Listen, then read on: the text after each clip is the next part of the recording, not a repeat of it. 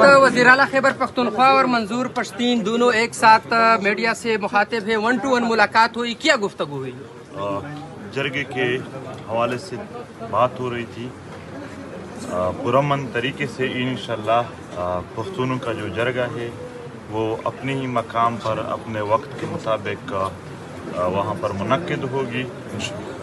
इससे पहले भी पख्तूनों ने जितने जरगे किए हैं पुरअमन तरीके से किए हैं, अपनी उसी रवायात पर आज भी पख्तून जरगा कायम है।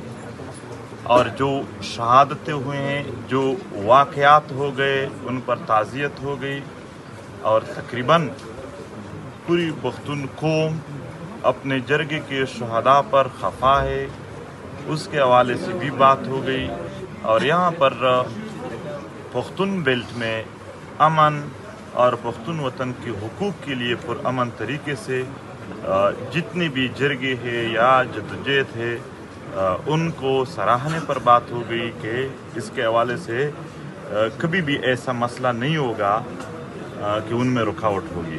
तो यही है कि जरगा अपने ही मकाम पर अपनी वक़्त पुरअमन तरीके से मुनक्किद की जाएगी। शराइत क्या है इस हवाले से?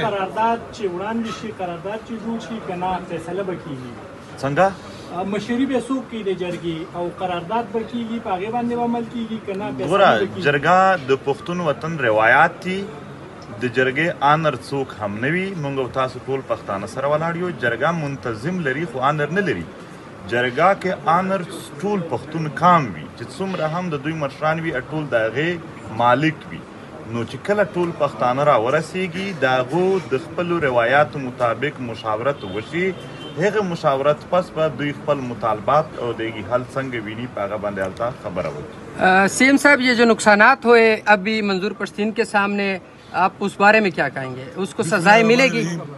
मैं ये कहता हूँ कि जो वफाकी हुकूमत ने सूबे के अंदर मुदाखलत करके सूबे की रिवायात को जिरगा जो कि हमारी पहचान है हमारी पश्तूनों की, उसके ऊपर जो एक हमला किया काबिल मज़म्मत है। और अल्हम्दुलिल्लाह ये हमारी कामयाबी है कि कुर्बानी तो देनी पड़ती है। पाकिस्तान भी बना था तो कुर्बानी दी थी और फिर कबाइल ने तो पूरे पाकिस्तान के लिए अमन के लिए बहुत कुर्बानी दी है। अभी भी शहीदों के ज़रिए कुर्बानी दी गई है, लेकिन उस कुर्बानी का इंशाल्लाह समर भी आएगा, उसका इंशाल्लाह फल भी मिलेगा। इस तरह हमारे अबूजाद ने दी, आज हमें एक आज़ाद मुल्क मिला, इस तरह हम देंगे हमारे बच्चों को जो है एक बेहतर अमन मिलेगा, बेहतर पाकिस्तान मिलेगा। तो उसमें इंशाल्लाह आज उसकी कुर्बानियों का ये फल है कि हमारा वो जरगा वहीं पर ही उसी जगह पर इंशाल्लाह हो रहा है, कामयाब जरगा होगा इंशाल्लाह। तमाम जो मसाइल हैं, मुतालबात हैं, उन पे बैठ कर ये लोग मुशावरत करेंगे और उसके बाद इंशाल्लाह मेरा ये भी वादा है कि मुशावरत करने के बाद जो भी करारदाद पास होगी मैं बहैसियत वज़ीर आला इंशाल्लाह उसको हर उस फोरम के ऊपर कंटेस्ट करूँगा, मुकदमा लड़ूंगा। सफ़ीर बन करके ये मसाइल हमारे मसाइल हैं और इनका हल हमारा हक है इंशाल्लाह। और बहैसियत अली अमीन भी इंशाल्लाह मैं वादा करता हूँ कि मैं इंशाल्लाह ये मसाइल हल करने की 1-to-1 मुलाकात हुई, कोई शराइत रखी गई है मुज़ाकरात में कि ये मतलब शराइत वहाँ पे होती है भाई जहाँ पे दिल में कोई और बात हो। हम खुली किताबें हैं, खुली बात करने वाले, मुझे भी आप जानते हैं और मंजूर पश्तीन को सब जानते हैं। खुली बातें जो सारे पीढ़ी में करने वाले लोग होते हैं उनमें कोई शराइत या ऐसी मामलात वाली बात नहीं होती।